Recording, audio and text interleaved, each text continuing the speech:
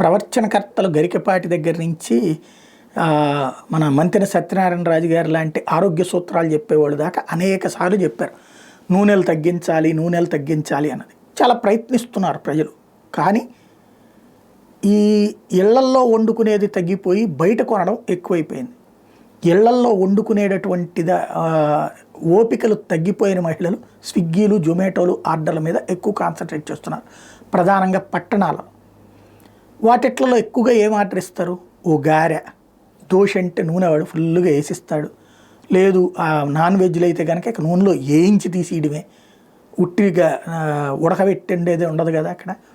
ఇది ప్రస్తుతం ఓవరాల్గా పరిస్థితి. ఇట్లాంటి సందర్భంలో ఇప్పుడు మోడీ గారు పిలుపునిస్తున్నారు, వంట నూనె కొనుగోలు తగ్గించండి, అట్లాగే ప్రతి ఒక్కళ్ళు వ్యాయామం చేయండి, సైక్లింగ్ చేయండి, అప్పుడు ఊబకాయం తగ్గుతుంది అని పిలుపునిస్తున్నారు.